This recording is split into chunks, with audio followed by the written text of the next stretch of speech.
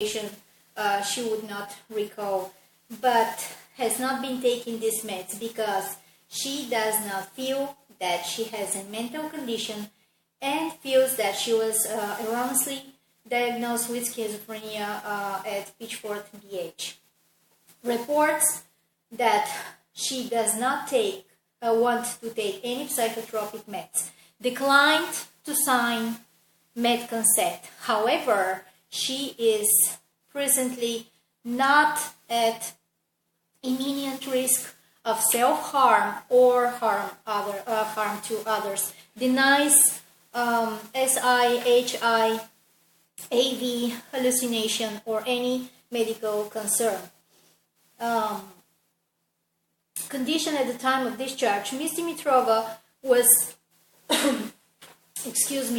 essentially unchanged at the time of discharge.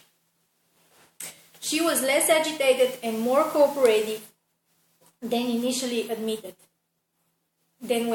admitted. She attended the treatment mall and unit activities.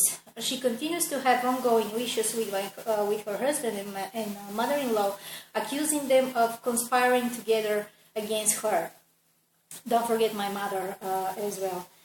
She refused all placement options from the treatment team and was insisting on different type of accommodation.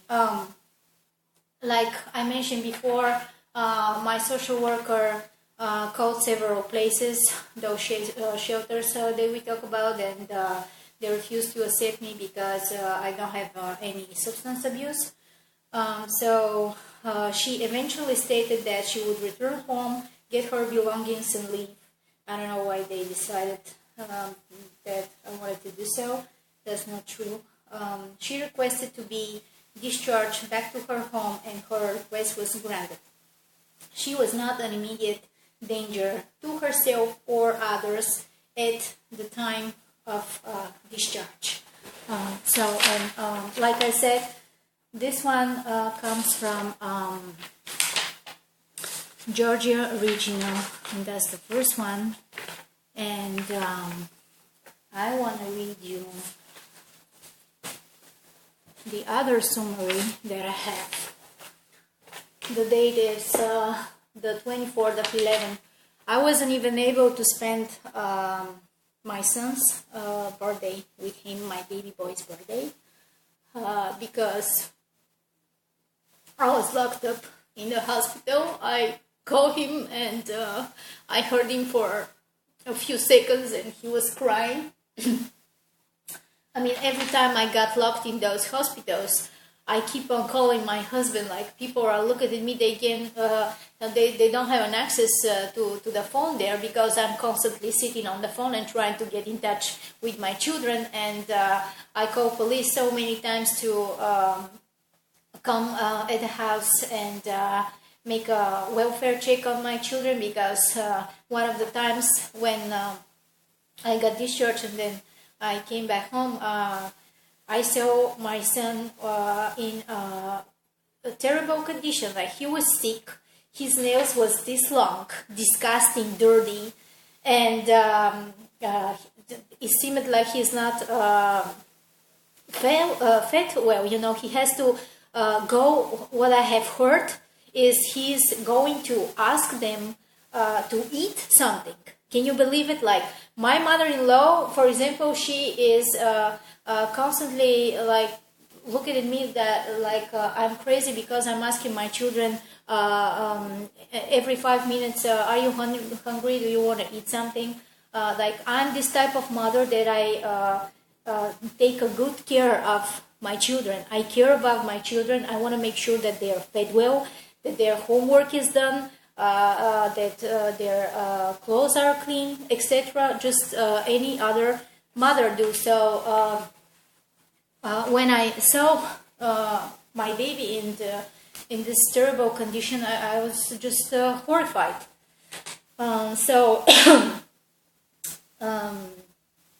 Let me go back to this report. Reason for admission.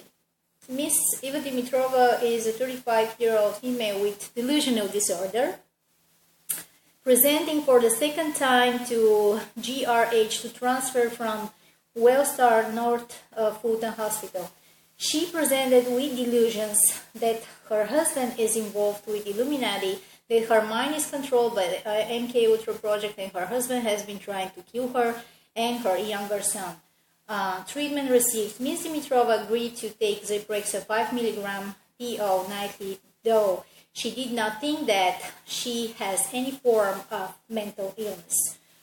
There was no increase in the delusions despite the Zyprexa. Those people, they're just making me laugh. Why do they think that we guys are ever gonna give up on this? No matter what happens to me, I'm not going to stop exposing them. They're labeling you with those fake diagnoses and start drugging you against your will because they don't want the world to know that electronic weapons and gang stalking are existing. So I have to tell you, it took me a while until I figured out how to quit taking those medications while at the hospital, because when they locked me up for the first time and I started yelling and telling them that I want them to let me go, they just started giving me shots. So it took me a while to figure out how to stop taking those medications, and every time medication time comes at 8 o'clock, I just start pretending that I'm taking them. They give me a medication and I go somewhere, and then I just pretend that I take it and I just spit it out, and that's it. So, and don't forget taking the fact that those medications, taking those medications is even increasing the possibility for you to increase the chance of commit suicide. Most of her hospitalization focused on trying to get into contact with her husband, who would not answer phone calls and eventually disconnected his number temporarily. And he did not reply to 3 police visits to the home asking him to call the hospital. Like I told you that I called the DFACS on him, and I called the police so they can come and make a welfare check on my children. So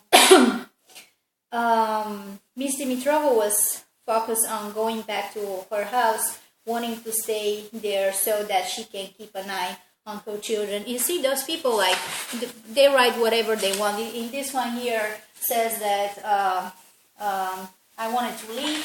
In this here says that I wanted to stay. So, once you mention electronic weapons and RNM and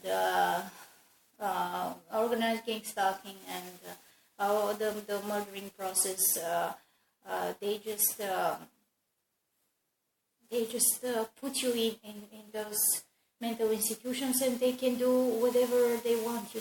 It's easier for the murderers later on to criminalize you, because they can always show paper and say, oh yeah, this person is crazy, she did this or he did this. Just terrible. She stated that if she felt in danger, she would call the police, which she has done many times. In the end, the hospital felt that she did not meet criteria for extended hospitalization, and she is being discharged back to her home with her key. So, this is what I have for now. Today I cleaned my room and started folding my clothes, and I found that I continue having clothes with holes in them. As you know, they can. What they do is they make holes in your clothes. They destroy your light bulbs, all kinds of crazy stuff. And I don't know. I mean, I'm so grateful I have you guys, and because obviously we are all going through the same process. So I just want to make sure I have all written down and documented just in case something happened to me, because his main goal right now is to get me evicted from the house. As you know, the process of in general, what is for all the targeted individuals is they make sure that they do anything possible to make you become homeless and isolated, and this is probably not probably, but that's the next step that my husband is preparing to do with me.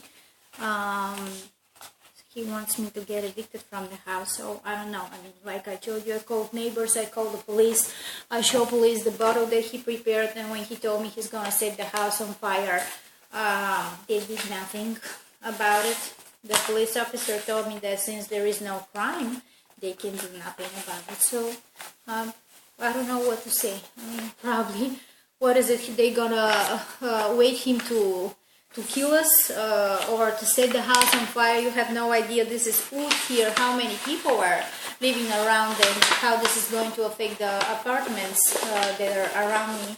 I'm horrified. I don't even know what to say. But it is what it is. I can show. I have thousands of those bills. Like probably I own over $100,000 by now because of the time I spent in those hospitals. And that's another part. They want to destroy you financially. Not to be able to get to start the job. If you find a job, they kick you out. And nothing left from my bank accounts and my car and anything in total. So this is it for now. If I found any other valuable information, I would be glad to share it with you. And please subscribe to my channel, and also you can find me on my Facebook page. It's Ivanova Eva. And if you hear about any other targeted individuals that are from Bulgaria, please let me know. Thank you so much. You have a great day. Bye.